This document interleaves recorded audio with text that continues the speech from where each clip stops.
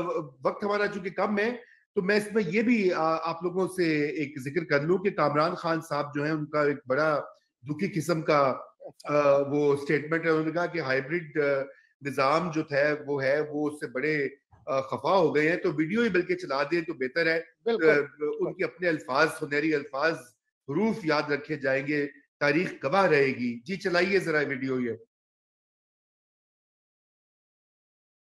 یہ آپ دیکھ لیجئے گا. اس سے پہلے اگر آپ کو یاد ہو, اکتوبر ہمارے لیے قیامت کا مہینہ تھا.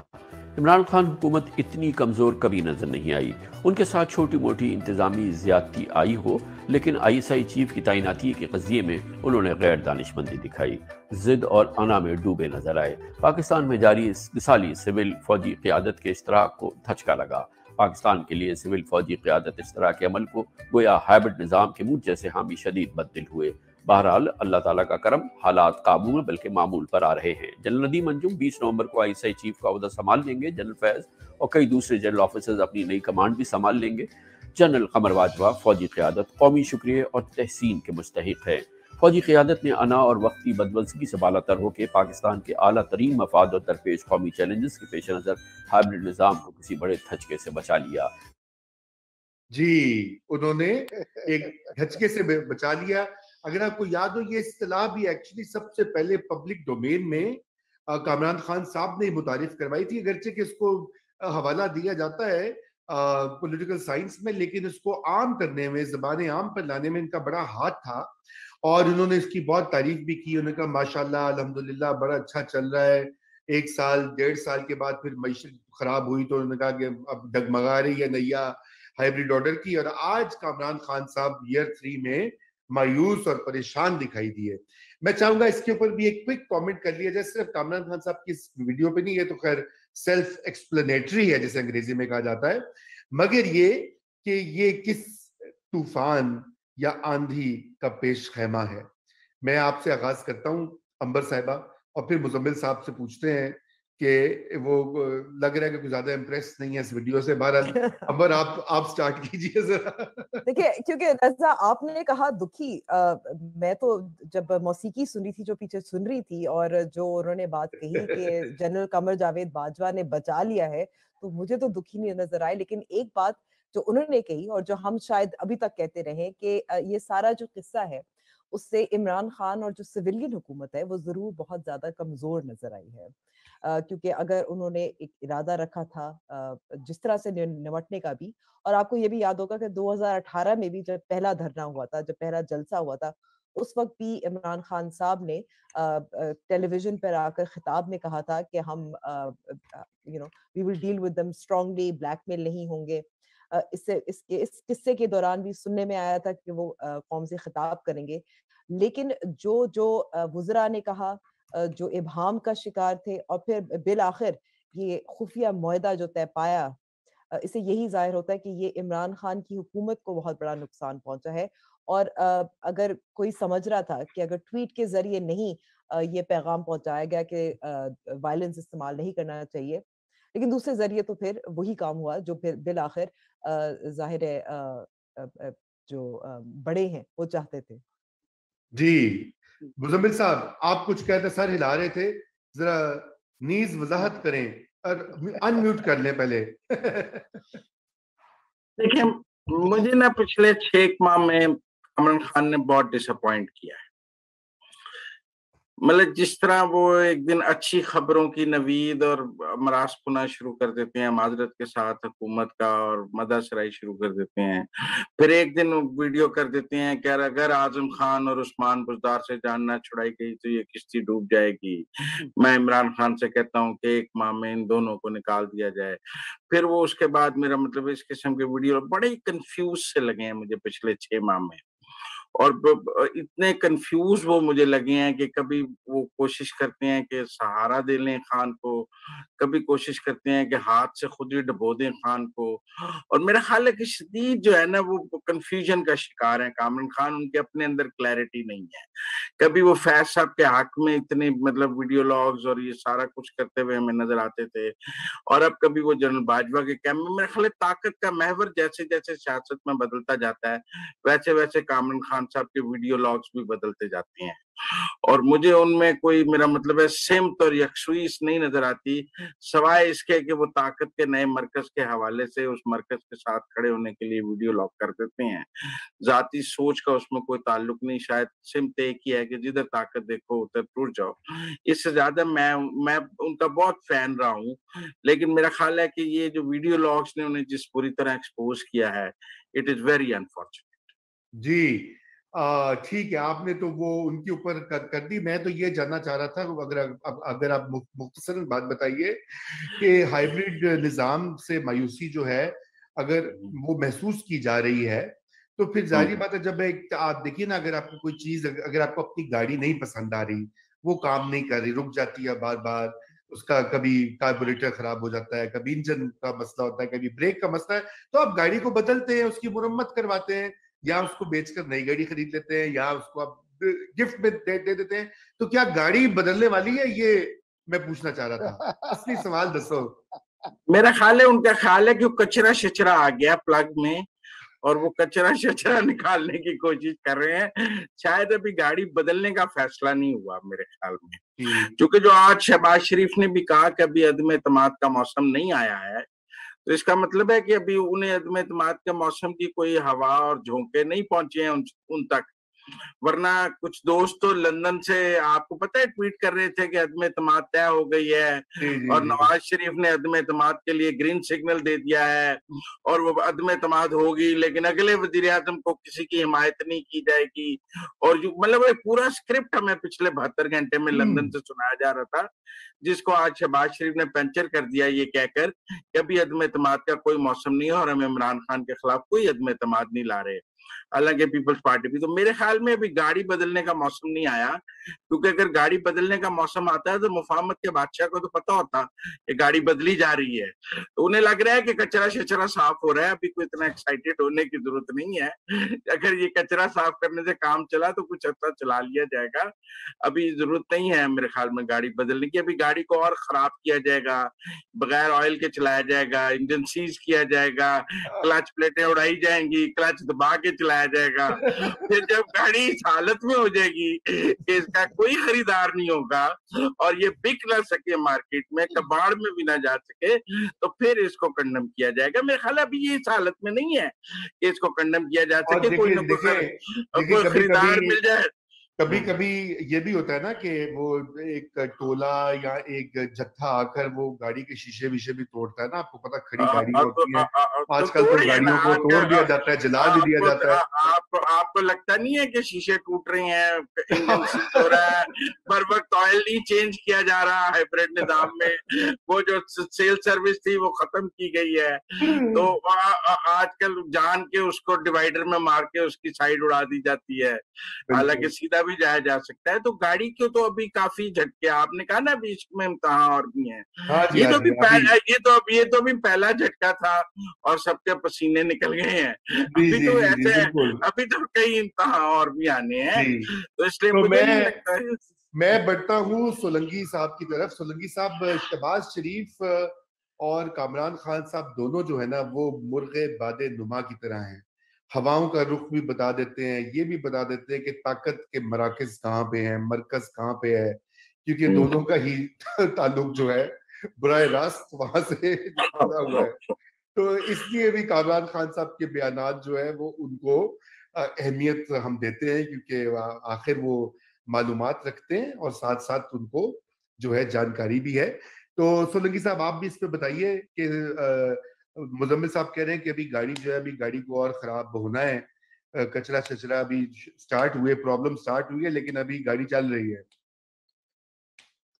देखें, कामरान खान का जो ईमान है हाइब्रिड निजाम के अंदर, वो गैर मुतजलजल है, वो बहुत मजबूत है और वो टूटने वाला नहीं है।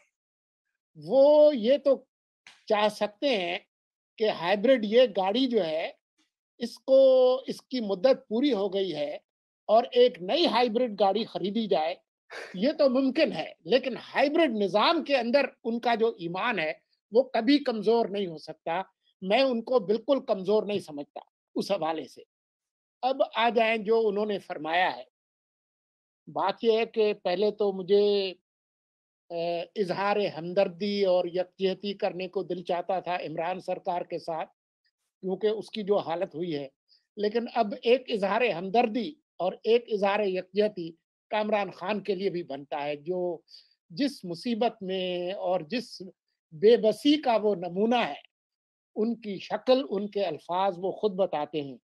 मैं ये अलबत्ता आपको बता दूं कि जब ये हाइब्रिड निज़ाम बदलेगा तो मीडिया के अंदर बहुत सारे ऐसे लोग जिनका मीडिया से कोई ताल्लुक वास्ता नहीं होना चाहिए उसकी अखलाकियात से, उम्मीद करते हैं कि वो नजर नहीं आएंगे, बिल्कुल उसी तरह से जिनको नजर आना चाहिए आजकल वो नजर नहीं आते। जी, ये तो बड़ी आपने अहम बात कही, और मेरे ख्याल से हमारे तमाम पैनलिस्ट की राय जो है नाजरीन अब तक पहुंची है कि इस वक्त सबसे सर-ए-फ़हरिस्त बात यह है कि इस तरह के जो अहम अमूर होते हैं वो उनको खुफिया नहीं रखना चाहिए। शफाफियत का अमल जब नहीं होता तो फिर अफवाहें जन्म लेती हैं, झूठ सच जो है वो फैलता है और लोगों में मजीद इंतशार फैलता है। इस वक्त पाकिस्तान में दो बड़े मसले जो हैं वो सामने उभर कर आए हैं।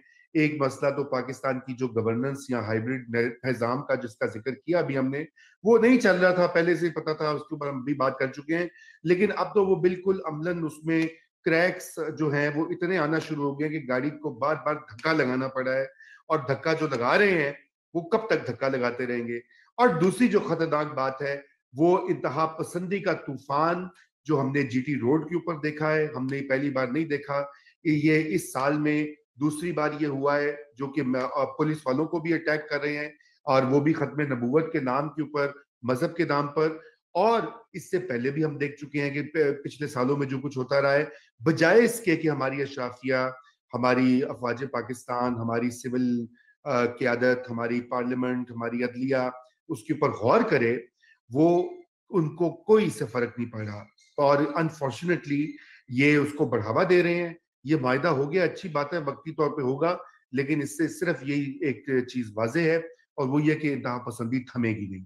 सोलंकी साहब, आप कुछ कहना चाह रहे हैं? प्लीज। मैं सिर्फ दो जुमले कहना चाह रहा हूँ। एक, जिस तरीके से ये मामला हल हुआ है और जाहिर नाम आया कि आर्मी चीफ ने इसमें एक अहम किरदार अदा किया, बात यह है कि आप अपने आप को आर्मी चीफ की पोजीशन में डाल के जरा देखें कि जो हाल मईशत का इस हुकूमत ने किया है, जो गवर्नेंस का किया है, जो खारजा पॉलिसी का किया है, जो पार्लियामान का किया है, अगर 500,000 लोग अगर मारे जाते तो उसका बोझ किसने उठाना था? इमरान सरकार ने उठाना था।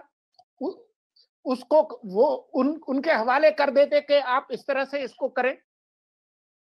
जो उनकी सलाहियत है, तो उसमें अगर किसी ने वक्ती तौर पर खून खराबा रुकवाया है तो उसकी तारीफ बनती है, लेकिन जो बुनियादी सवाल है उसको इस मुल्क के तमाम लोगों ने उसका जवाब देना होगा कि क्या मुसल्ला जत्थों को, लाठी बरदारों को, बंदूक बरदारों को, चंद हजार लोगों को इस बात की इजाजत दी जा सकती है कि वो जिंदगी का जो निजाम है उसको मुअत्तल कर दें? हमारी खारजा पॉलिसी क्या होगी वो हमारी सड़कों पर तय करें। जो पुलिस जिनका काम अमन व अमान का बरकरार रखना है उन पे हमले करें। जो जाती और जो सरकारी इमलाक हैं उनको तहस नहस करें। अगर किसी खास ग्रोह को इजाजत दी जा सकती है तो बाकी ग्रोहों को आप कैसे रोकेंगे? इस पर एक कौमी इत्तेफाक राय आज नहीं, कल नहीं, 6 महीने बाद, 1 साल बाद आपको करना पड़ेगा। अगर आप नहीं करेंगे तो आपकी रियासत बरकरार नहीं रह सकती। ठीक, बहुत सही बात, बहुत शुक्रिया। जी मुज़म्मिल साहब, आप म्यूटेड है।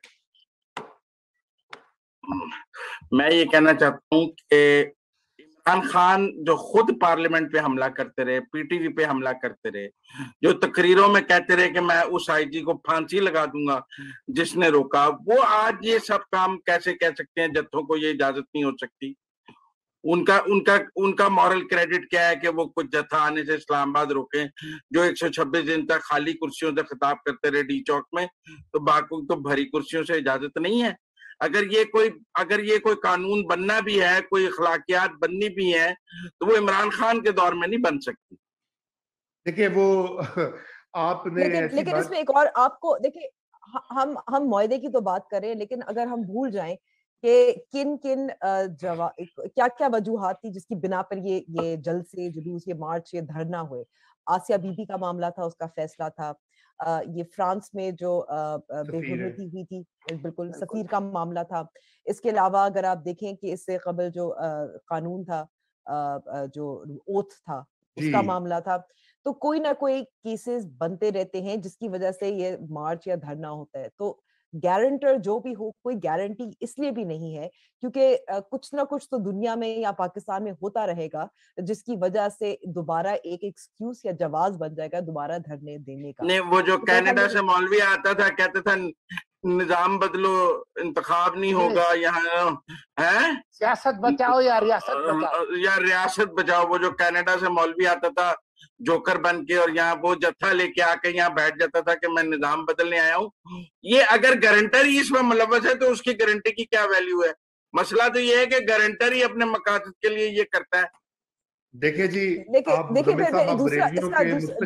दूसरा सवाल जो है ना फिर बनता है ना कि अगर उनको कौमी धारे, मतलब उस वक्त पाकिस्तान में कौन सा मसला था जब वो कनाडा का टोपी बरदार मौलवी साहब, आप मुझे मजबूर करें कि मैं तारुल कादरी साहब और पीएलपी की हिमायत में बात करूं, क्योंकि मैं बरेलवी मसलक से ताल्लुक रखता हूं, इसलिए मेरे जज्बात सोहरवर्दी हूं, मैं सोहरवर्दी हूं, मेरे जज्बात को आपने ठेस पहुंचाई है। जी अंबर कुछ कहना चाहती थी। जी अंबर साहिबा, आप जाली बरेलवी नहीं चलेंगे, असली बरेलवी लाने होंगे। जी अंबर, देखिए इसमें एक और सवाल पैदा होता है कि आप इससे कबल जो कौमी धारे में जिन जमातों को शामिल किया था, जिनकी शायद एक पर्टिकुलर आइडियोलॉजी या नजरिया, उसका क्या नतीजा निकला है। एक ये भी सवाल पैदा होता है ना कि वो भी तो ना आवाम से पूछ कर किया गया था, ना कोई खुलकर अंडरस्टैंडिंग या कोई प्रोसेस के जरिए किया गया था। तो ये कौन फैसला कर रहा है, क्यों कर रहा है? मैं बार बार वो शफाफियत जो है ना वो बहुत अहम है। इसमें शफाफियत की जो अदम मौजूदगी है उसकी वजह से जाहिर है शुकूक और शुबात, और जैसे आपने कहा डिसइंफॉर्मेशन भी तो फैलती है ना। तो फिर किसको कहें कि बिल्कुल डिसइंफॉर्मेशन फैल इसी रही है कि आप जो है आपने अवाम को इंफॉर्मेशन पहुंच नहीं रही। वो कहते जी मीडिया वालों को मालिकान के साथ कॉल करके कहा ये ना करो, किसी को फोन करके ये ना करो। भाई बात ये है कि वो लोग अगर आप ये कर रहे हैं तो लोगों, आजकल सोशल मीडिया का जमाना है, व्हाट्सएप का जमाना है, लोग वीडियोस शेयर कर रहे हैं, शहरी जो हैं वहां से धड़ाधड़ वीडियोस भेज रहे हैं, और वो कोई ना कोई वो अनफिल्टर्ड इंफॉर्मेशन जो है, अनप्रोसेस्ड रॉ इंफॉर्मेशन, वो गलत आपको रियासत के लिए खतरा बन जाती है, अवाम के लिए खतरा बन जाती है। बहरहाल आखिर जो किस्सा मुख्तसर शो को रैप अप करते हैं, सारे ही पॉइंट्स कवर हो गए हैं। असल बात जो है वो ये है कि ये वक्ती तौर पर, अगर ये तो अभी खैर मालूम पड़ेगा क्योंकि उसमें लगता है कि अभी तक बात फाइनल नहीं हुई, वो अभी तक बैठे हुए हैं। जब तक साद रिजवी साहब रिहा नहीं होंगे या दीगर उनके मुतालबात जो सामने नहीं होते, वो उस वक्त तक ये मामला मुकम्मल तौर पर हल नहीं होगा। लेकिन बात यह है कि इसके ऊपर सोचना बहुत जरूरी है। जैसे अंबर ने भी कहा कि ये जो धरने और मुजाहरे होते हैं किसी ना किसी चीज पे होते हैं, तो इसका ये मतलब है कि कल को आप किसी से अदालतें जो हैं वो जेल से नहीं निकाल सकती, आपकी खारजा पॉलिसी किसी और के हाथ में होगी। यानी कि रियासती जो रिट और पॉलिसी है वो भी प्राइवेट ग्रुप्स जो हैं वो अपने हाथ में लेना चाह रहे हैं। और इफ्तिखार साहब का भी कमेंट है, उन्होंने कहा इमरान खान साहब ने कोई रद्द अमल नहीं दिया, और ये भी बड़ी मायूसी की बात है। इमरान खान एक कौम से खिताब भी करने वाले थे, वो शायद उनके जहन से निकल गया। नहीं, वो तैयारी कर रहे हैं, देखें वक्त लगता है तकरीर लिखने में, तो मुजम्मिल साहब को लिखी हुई तकरीर नहीं पढ़ते, वो पर्चियों वाले प्राइम मिनिस्टर नहीं है। हम मुजम्मिल साहब को जो है रवाना करते हैं रावलपिंडी की तरफ, रावलपिंडी ठीक है, रावलपिंडी ठीक है, उधर ही सीवी भेजने का मौसम। मैं ऐसी बात है पिंडी किया भाईजान, तुसी गाली नहीं समझे, तो मैं इस्लामाबाद करना ठीक है। नहीं पिंडी। ओके नाज़रीन, वक्त खत्म हो चुका है, खुदा हाफिज़।